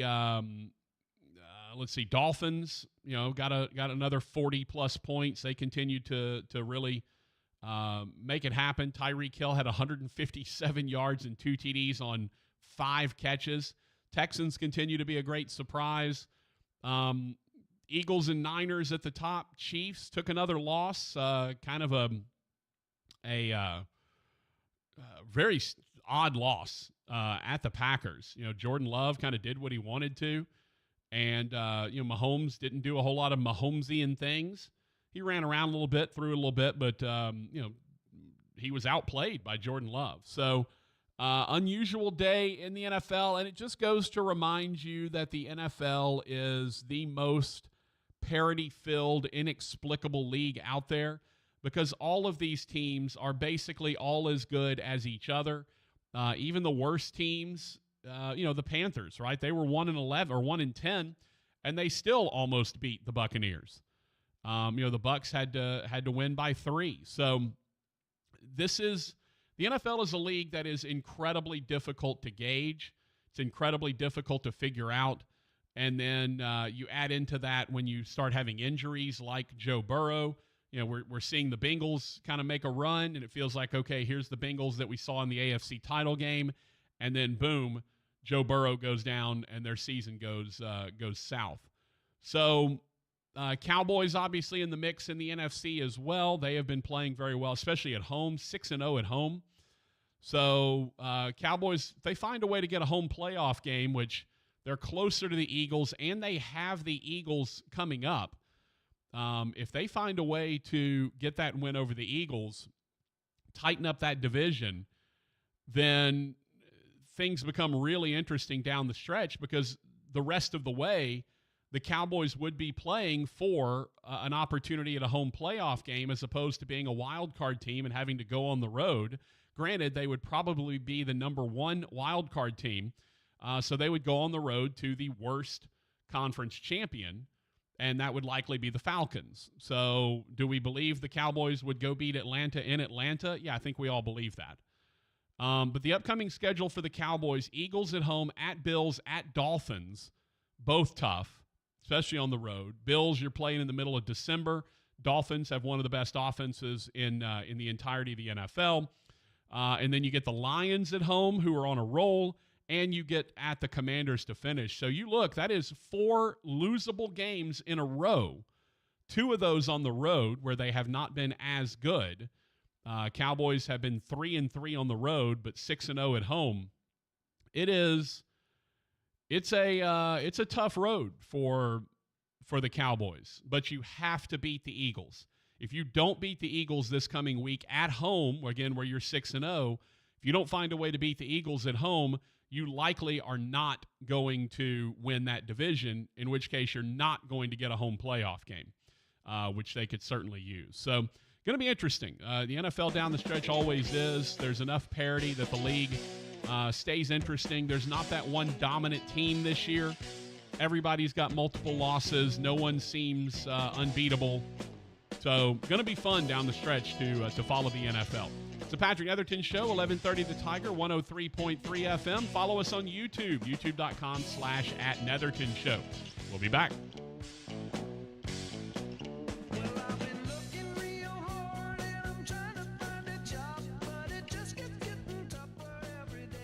Thousands of stores across the country are pulling brand name cold and allergy products off the shelves. Why? Because an FDA advisory panel recently determined that a drug they contain, oral phenylephrine, is ineffective as a nasal decongestant. Navage offers a drug-free solution that's fast and highly effective at relieving nasal congestion caused by colds and allergies. Navage uses suction to pull saline in one nostril, around the back of the nose, and out of the other nostril to help suck out allergens, mucus, and germs. Nasal irrigation works, and Navage makes it quick and easy, but more than anything, it helps you breathe better. Don't waste your time or money on products that are ineffective. Trust drug-free Navage for fast relief to help you breathe easier, sleep better, and feel healthier. Ask for Navage at Walmart, Walgreens, CVS, Rite Aid, Target, or find us online at Navage.com. Navage, Navage. Clean nose, healthy life. Wendy's Peppermint Frosty and Frosty Cream Cold Brew make the perfect gift for anyone in your life, especially for you. Yeah, this year you're sitting on your own lap and getting yourself what you want. Finally. And now every day this season, unlock 20% off your total when you get any small, medium, or large Frosty in the Wendy's app. So order something from your own wish list this year. Limited time only. Participating U.S. Wendy's with app offer and registration. Applies to menu items only. Taxes and fees excluded. Hey, this is Travis Kelce, NFL tight end and proud member of the Lowe's home team. Lowe's knows when you've got the best price, you've already won. That's why we offer the lowest price guarantee. If you find a better price online or in store, we'll match it. Now you can score on the top brands from the Lowe's home team picks, like Scotts, LG, and DeWalt. So take on your projects with confidence. Lowe's is the exclusive home improvement retail partner of the NFL. Price match applies to same item, current price of qualifying retailers. Exclusions and terms apply. Learn how we'll match price at lowes.com/lowest price guarantee. If you're looking for the finest in seafood, the finest in steaks, and a beautiful ambiance, you're looking for Two John Steak and Seafood, 2151 Airline Drive in Bossier City.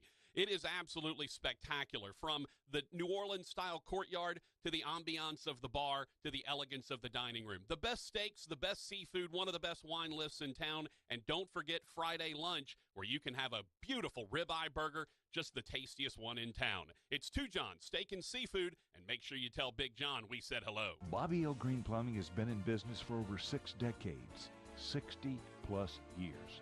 That's remarkable, since technology is always shifting and times change. Not only has Bobby L. Green Plumbing survived, they adapted to the modern marketplace, and they've thrived. Green Plumbing can spot trouble faster and repair it quicker using the latest technology.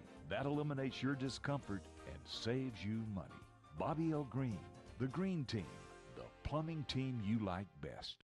We're your local bank in your community. So come on in and say hi. You'll like what you see at your service. At GBT. At your service. At GBT. At your service. At GBT.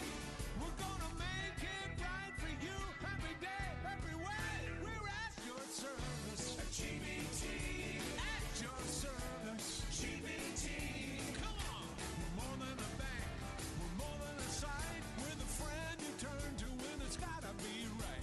No matter how big, no matter how small, we're here to serve you and we give it our all. 'Cause we're at your service. At GBT. At your service. At GBT. We're at your service. At GBT.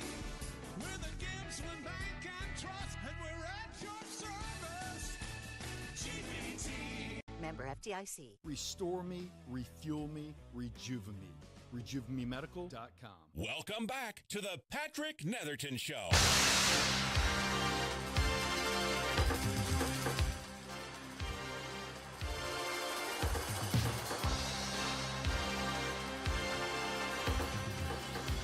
Patrick Netherton Show, 11:30 The Tiger. Rogers and Patrick, that's us.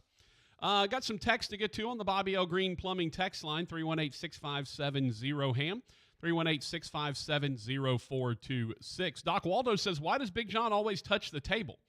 I don't know. It's a thing he does. He says he always likes to go by and touch the table. So if you ever notice, if you're ever in Two Johns and watching him kind of make the rounds, he will go by and literally like kind of put his hand on the table or put his fingers or knuckles or whatever. He'll literally touch the table. That's kind of it's sort of an old school steakhouse tradition, I think, way back in the day. Let's see. Looking to see. So apparently, according to this, touch the table means basically just means you go and engage with the customers seated at the table. So that's kind of it's a restaurant thing, basically, called Touch the Table. Matter of fact, there's articles on it called The Art of Touching the Table, How a Manager's Time at the Table Can Create a Guest for Life. So there you go. Touching the table. It's just the way that the manager, owner, whatever, kind of helps enhance the experience, the dining experience, all of that. Double J said Bernard should enter your annual Super Bowl party invite sweepstakes. Winning listener gets to crash your party. Fine print, provided Hambone attends. Well, the good news is they'll never get to crash the party then, because Hambone ain't ever showing up to my Super Bowl party. We're not super close to the Super Bowl party yet. That's not until February. But yeah, once again, Hambone will get the invite to the Super Bowl party, and I'm assuming once again he will not show up. Cocky said, let's draft an NFL playoff selection committee, hanging out in posh Grapevine, Texas. Yeah, it's interesting because the rules for getting into the NFL playoffs are not arbitrary. They are 100% defined.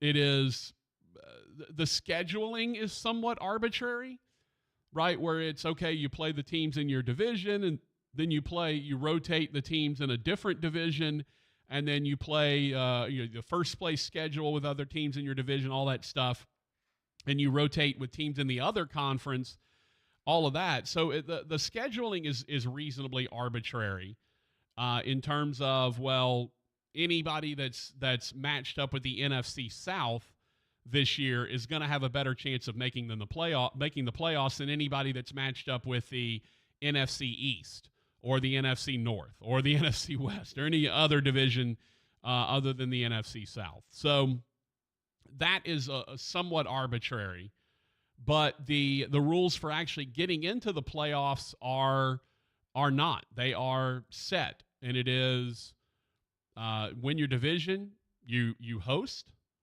right? You end up as one of the top records that isn't a division winner. You're the wild card, and you travel to the lowest division winners, right? Those rules are set in stone. You don't need a committee for that. Could you do anything like that in college football? Not likely, because scheduling in college football is way more arbitrary than scheduling in the NFL, right? It's arbitrary in that you're stuck with a certain division, and who knows which division that will be good on any given year. Like, we all kind of coming in thought, hey, the NFC South could be a pretty good division. Tampa's not any good. Carolina's awful. Saints are not good. Falcons are barely good. I would even call them good. They're also not great. So the NFC South turned out it was awful. We thought it could have a chance to be a decent division. So you just don't know. And so the division that is that's matched up with the NFC South comes away with a better chance at making the playoffs. So yeah, it's a little different in that you have it's less arbitrary at the NFL level, but at the same time, you still don't know which divisions you're going to get. All right, let's see. Any more texts? We got no more texts on the Bobby L. Green Plumbing text line. Nothing over on the YouTube channel. If you are someone who likes to watch us on YouTube, please do that. YouTube.com/@Netherton Show. We'd love to see you. Love to hear from you. You can also comment on the YouTube channel as well during the live stream. You can also comment, and we'd love to have you. If you're in the NFC South, you're doing well. As for the Saints, I'm of the belief that you go ahead and just rip the Band-Aid off now. I think you fire Dennis Allen now. I think you fire Pete Carmichael now. whether or not you find a way to win the division against the easy schedule you have down the stretch is immaterial. You're not a team that has any upside right now. You're not a team that's going anywhere right now. So I say rip the Band-Aid off. I get what Bucko said in that, hey, leave them there so that you get a better draft pick because chances are you're going to lose some games down the stretch. If you find a way to lose to Carolina this weekend at home, then yeah, I think you have to fire him at that point. I don't think you have a choice. But, Dennis Allen is what his record says he is. And he was at 5-6, and it's the best record he's ever had through 11 games in his career as a head coach. He is a terrific defensive coordinator. He is very good at that. He is not a good head coach. Whether it be he's got the wrong people around him, he doesn't, the players that are there, I don't know. Whatever the case may be, he has proven through 2 different stints in the NFL that he is not a good head coach. And so for me, it makes it very simple. You have to let him go. And I think you probably ditch a lot of the staff while you're at it. Pete Carmichael can't come back. Nothing against Pete Carmichael, just his offenses don't seem to do much. They ended up with 28 points yesterday, and you never thought there was any sort of flow. I mean, even Daryl Johnston was talking about it, the color commentator, throughout the entirety of the first half. He was saying, look, there's just nothing. There's no continuity to this offense. There's no flow to it. Nothing builds on something else. Yes, they're battling a ton of injuries. I get it. But there's nothing in that Saints team that inspires any sort of belief or optimism that they are going anywhere. Whether they find a way to get hot down the stretch and maybe make the playoffs in the worst division in football, a division which likely the champion is going to be under 500, that's not an accomplishment. It's not something you hang your hat on. You went into this season believing you were going to win the NFC South, win it handily. You were going to have a winning record. You were going to be that good. You were going to be fighting for a top 4 seed in the playoffs, that you were going to be potentially fighting to get to the second round, the championship game, etc. You paid all this money to Derek Carr to bring him in to be that guy. And Derek Carr just hasn't been that guy. He's been what he had been at all of these different spots. With the Raiders, he would put up gaudy numbers, but then when it counted, when it came to points, not there. Red zone, terrible. He was much better yesterday, though he only threw the touchdown to Jimmy Graham. It's not an offense that inspires any confidence or optimism. The defense has been deproving. They have been getting worse week after week. Detroit just ran roughshod over them, and then they kind of woke up, and as the offense got going a little bit, the defense started to hold, but then ultimately they gave up the points that mattered at the end that allowed Detroit to win that game. So I'm of the opinion, go ahead and get it done. Just let somebody else coach for now. Go ahead and fire Dennis Allen. Go ahead and fire Pete Carmichael, and see who you've got on that coaching staff that maybe you want to keep or retain or potentially look at as a chance to be a head coach. I don't know that anyone's there. I don't know who the Saints would even go for at this point. Some young up and coming coordinator. I don't know, but it is rough in New Orleans right now. Meanwhile, it is kind of rough all over the league, as a matter of fact. Like we said earlier, everyone's got losses. The league is what it wants to be, right? This is a league where they want everyone to be 9-8, 8-9. They don't want a 16-1 dynasty. They want your quote-unquote dynasties to have 4 losses, 5 losses. It keeps everyone else hoping that there's a chance. And so, you look at the Dolphins playing really well, 3 losses. Ravens playing really well, 3 losses. Jags playing really well, 3 losses. Kansas City, defending Super Bowl champ, right? Chiefs with Patrick Mahomes and Travis Kelce and all that. They have 4 losses. They're 8-4. Eagles, far and away the best team in the NFL. They get hammered last night. Now 10-2.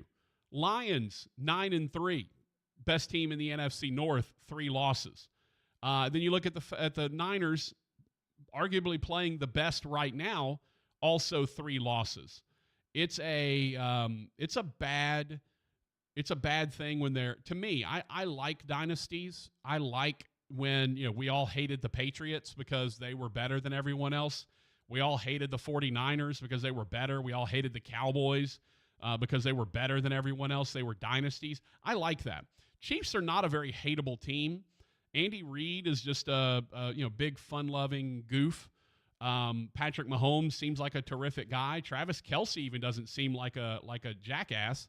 And he's the guy that most would seem to fit that moniker. But there are no villains in the NFL anymore, right? There's no one you look at and go, oh, boy, I just hate them anymore. At least I don't. Used to be you'd hate the Patriots because of how good they were. You'd hate the Cowboys. You'd hate the Niners. But those teams don't exist because anyone can be beaten on any given day. And that, to me, is it's a very interesting aspect of things and how things work, how the NFL has kind of moved itself into a league where parity is such, and it's not parity where everyone's going to be 8-9. It's parity where the best teams in the league are all going to lose 3 or 4 or 5 games throughout the course of the season. That's a little bit of the difference there. Roger, do you think your Texans can get the division? You think they're only a game and a half out, so you think they got a chance? I mean, yeah. Well, sure, they got a chance. Yes. Yeah. Obviously. Do you think they will win the division? How about Probably that? not. Okay. They've got at Jets, at Titans, Browns, Titans, and at Colts. That's a very manageable schedule. At the Jets, they're terrible. At the Titans, they're okay. Browns at home. Browns have been okay, but didn't look great yesterday. Titans at home again, and then at Colts. You could very easily run through that schedule. That's 5 games. You could go 4-1 on that schedule, and that would leave the Texans at 11-6. And I think it's very clear C.J. Stroud is Rookie of the Year, and I would be shocked if DeMeco Ryans isn't Coach of the Year in the NFL. I'd be very surprised by that. Ryans as what he's done in one season with the Texans is nothing short of remarkable. And by the way, let's hear it for LSU's own Rodgers. Couple of picks yesterday. Derek Stingley, a couple of picks and looking really good. The draft picks have played well. Correct me if I'm wrong, they lost a wide receiver yesterday, right? Tank Dell. Do you know Tank's actual name, Rodgers? Nathaniel Tank Dell out of Houston. Yeah, I saw they lost him for the year. That's broke his fibula, I believe. That's the non-weight-bearing bone in the bottom of your leg. It's the smaller of the two bones. You can actually break your fibula and not even know that you broke it, which is pretty insane to consider, really, when you think about it. So a little strange to think of that, that's for sure. So a lot of odd things going on in the NFL. Parity continues to reign supreme. It is what they do in the NFL. But it does mean that there is a rooting interest in everyone. Everyone has a rooting interest as they move along. All right, let's go to the phone lines at 318-RALLY-45, 318-725-5945, where we find Kellen. What's up? Hey, Patrick, how you doing today, brother? Good, man. How are you? Good. Just taking a quick lunch break. And I got to pick at you real quick. Go for it. You said that you thought the Eagles were far and away the best team. I got to say that's the 49ers because not only did they smack them around, but the Niners had their string of losses there when Deebo Samuel and Trent Williams were out. So yes, that's why I said the Niners going into Philly. That's why I said they were the best team in the league because they were 10-1 and their record said they were the best team in the NFL. They then go, and that was part of my point, right? You look at the Eagles, you think, oh, they're the best team in the league, and then the 49ers come in and beat the hell out of them. So the parity in the NFL is such that there is no best team in the league. That was kind of my point. Yeah, I still got to disagree with you. I think the Niners have shown that when they're healthy, they are far and above better. But again, my big concern with them, though, because they've shown this the past couple of years, Bosa had his ACL. Deebo Samuel seems to always be on the shelf. Is can they be healthy when it really matters? Sure. That's what I don't. Yeah, and that it ultimately ends up being the problem. And they have not found. I mean, they've been really good. They've played really well. But if you told me right now, would you take the Niners to win the Super Bowl over the field? I'm probably taking the field. Yeah, I can see you there. I didn't get to hear your take on the playoffs, like I said, because my work schedule. Yeah, well, the show changes, to me it was pretty easy. The criteria that the selection committee is forced to use is the 4 best teams. And if you tell me right now that Florida State without Jordan Travis is better than Alabama, I'm going to say that's a lie. If you tell me that Florida State is better than Texas without Jordan Travis, I'm going to tell you that's a lie. And because of the way the committee is forced to do this, they had to pick the 4 teams that they went with. Had it been the 4 most deserving teams, which I think it should be, to be honest with you, if it's the 4 most deserving teams, then Florida State has to be in there. But because of the injury to Jordan Travis and the fact that they have to look at this as who's better than whom, you cannot put Florida State with their 2nd or 3rd quarterback in ahead of Alabama or ahead of Texas. Gotcha. Yeah, I can see both sides of it for sure. How much do you think money plays into this? Do you think that the committee is looking at this and saying, well, there will be more eyeballs on Michigan, Bama than there would be Michigan, Florida State? No, I don't think they care. Also the chair of the committee is an ACC, is the commissioner of the ACC. One of the other guys on the committee is a former coach in the ACC. So, Jim Grobe. So it's not like these guys don't, they understand. And look, is Bama a bigger brand than Florida State? That's neck and neck, man. Florida State's a really well-recognized national brand, maybe not as much as Alabama. But at the same time, I don't think they care about the TV matchups. I think they care more about doing what their charter tells them to do, which is find the 4 best teams, and they just can't put Florida State in over Alabama. I'll be honest with you. If you want the 4 best teams, I'm not so sure Georgia isn't one of the 4 best teams in the country. And I'm not sure I wouldn't have put them in over maybe Texas or Alabama. The committee has an impossible task of selecting the 4 best teams because it is simply a subjective ranking.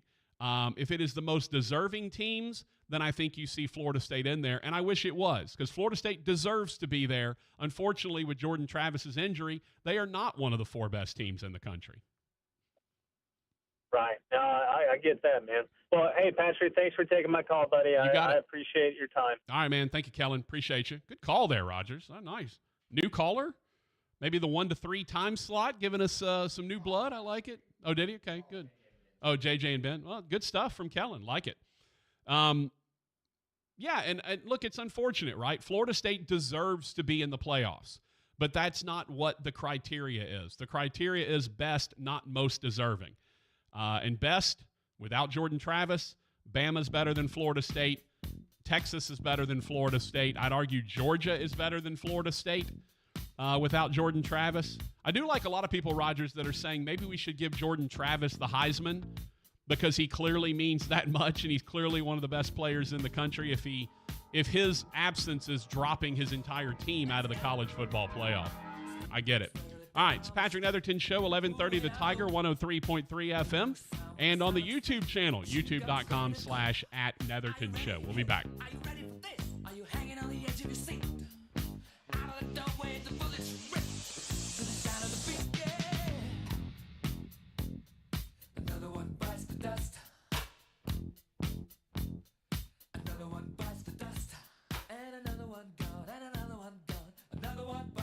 Hey, Louisiana, how are you stopping litter?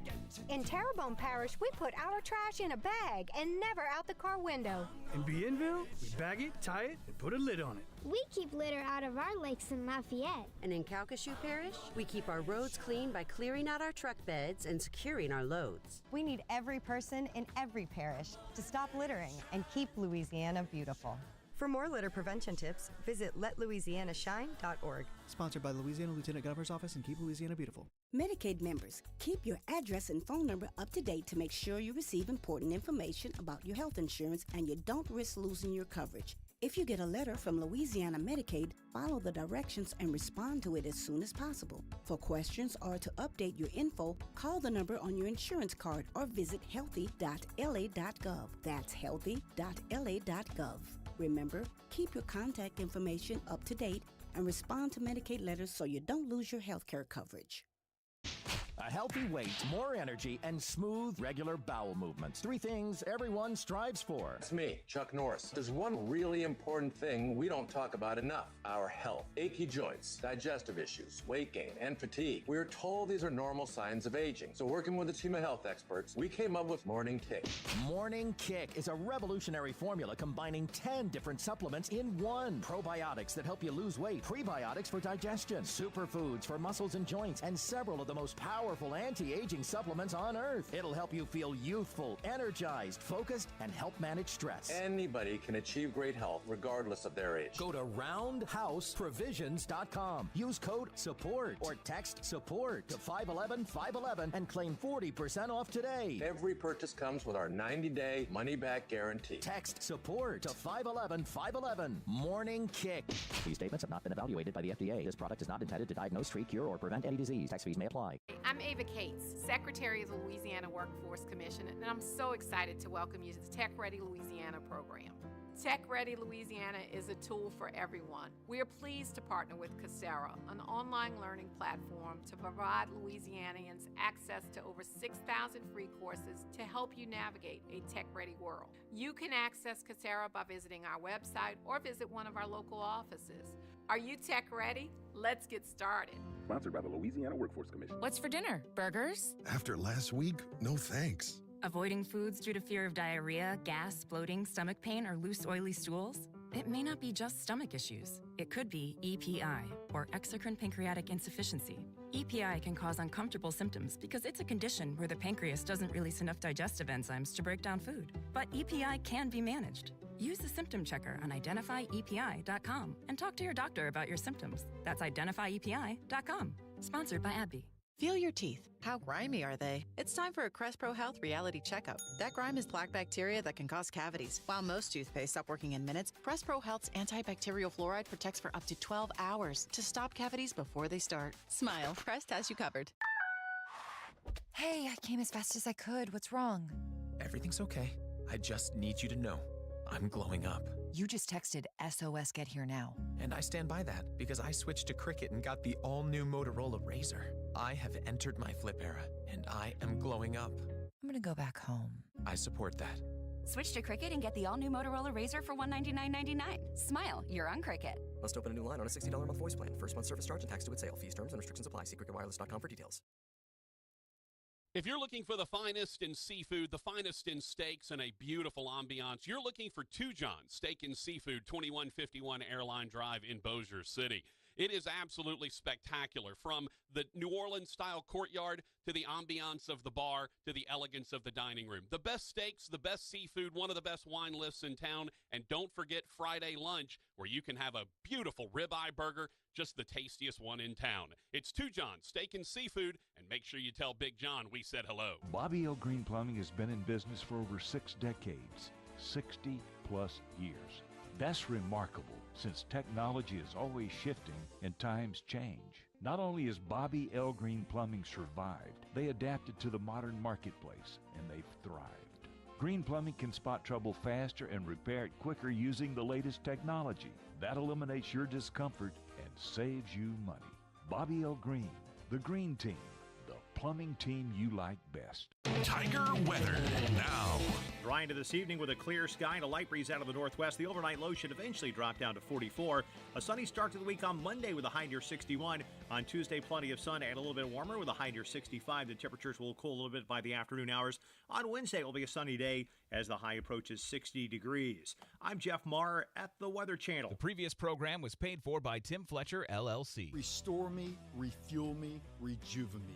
RejuveMeMedical.com. KWKH and K277DO Shreveport, 103.3 FM and 1130 The Tiger. Bossier City's home for LSU Sports, a Town Square media station. Welcome back to the Patrick Netherton Show.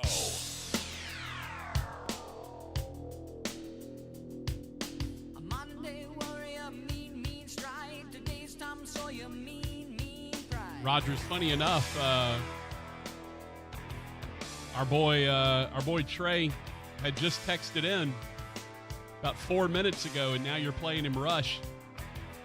Those mine is not around.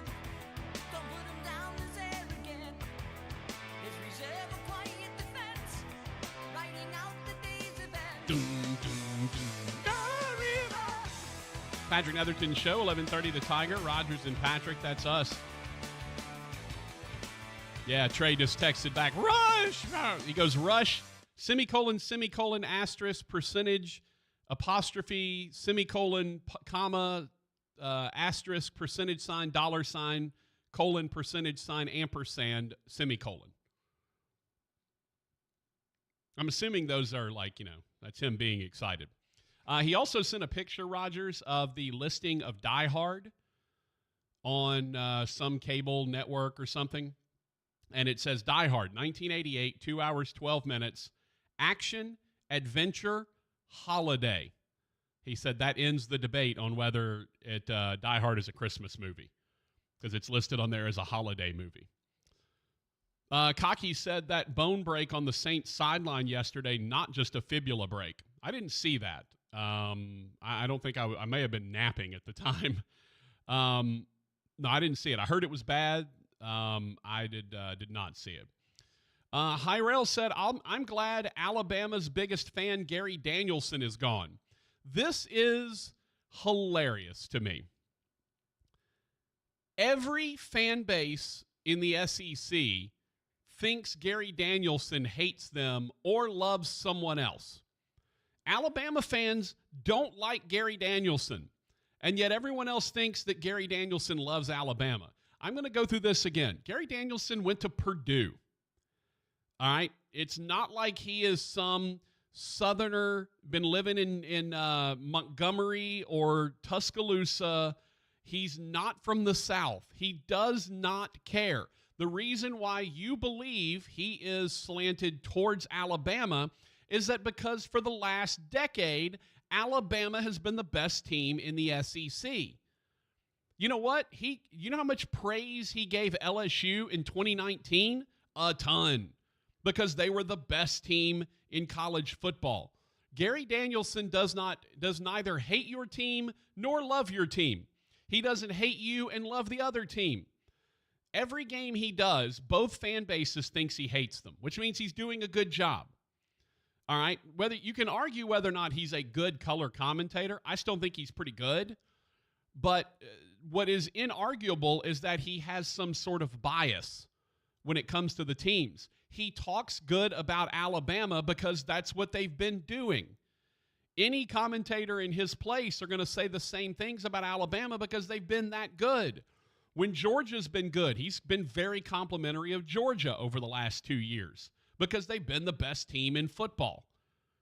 Really, the last 3 years now. Gary Danielson doesn't hate your team. Gary Danielson doesn't love the other team. Gary Danielson is simply calling it like he sees it. And you bring your bias to what he is doing. Johnny said, I'm listening on the app. Sounds great, but my entertainment system tells me I'm listening to Hanging with Hester. Yeah, we got to get the app fixed. It's very high on the list of things to do for Greg, a.k.a. GeekCon Daddy, as he is overwhelmed by trying to just keep everything afloat right now. Keith said, okay, my Fins are on a roll. Got to see them live for the first time. 4 of our last 5 games are at home. Let's go. Yeah, look, again, who's hotter than the Dolphins, right? Every time you turn around, they're scoring 40 points on somebody. It's, the Dolphins are fantastic. Again, there are a lot of really good teams. The record indicates that the Eagles are still the best team in the NFL, despite what happened last night, because they're 10-2. So it's just their second loss.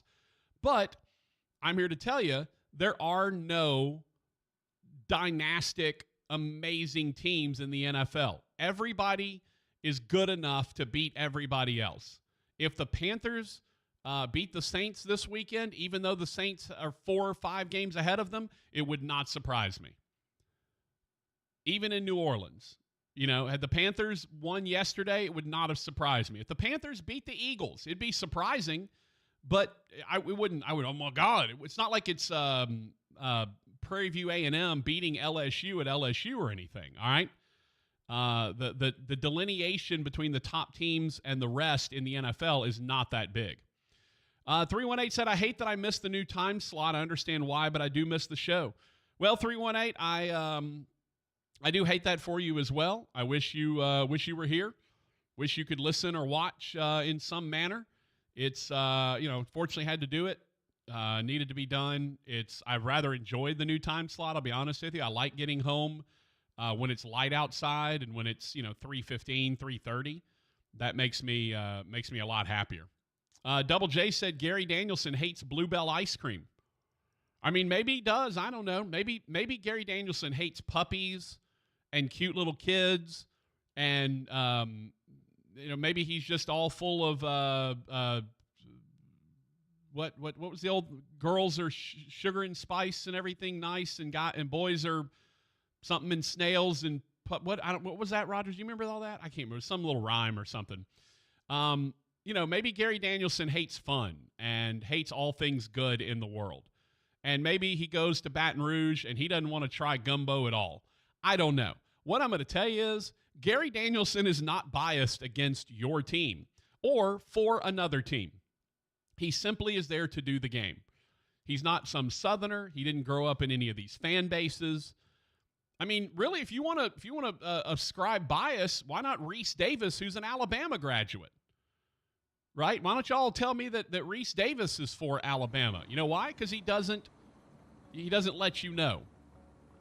And that's the sign of a really good broadcaster. They're not going to let you know where their inherent allegiances are. And Gary Danielson's inherent allegiances are to Purdue, not to Alabama. And I know a lot of people are going to be really excited that Gary Danielson is no longer going to be calling SEC games. I understand that. By the way, did you see the intro to the SEC title game, Rogers, where they had Vern come back? I thought that was pretty cool. Vern and Nessler both doing the intro there to end the SEC on CBS. I thought that was really cool. Pretty awesome. All right. That's it for me. I got to get out a little early. I got to get home. Mom's got a dentist appointment. Rogers, we just got finished paying off the dentist for her major dental work that she just had done. Now we got loose teeth. Never stops. All right. So I'm out. Enjoy the song. Enjoy Foo Fighters for a bit. For Rogers Hampton, I'm Patrick Netherton. Please be safe and careful out there, everyone. See you back here tomorrow on the Patrick Netherton Show.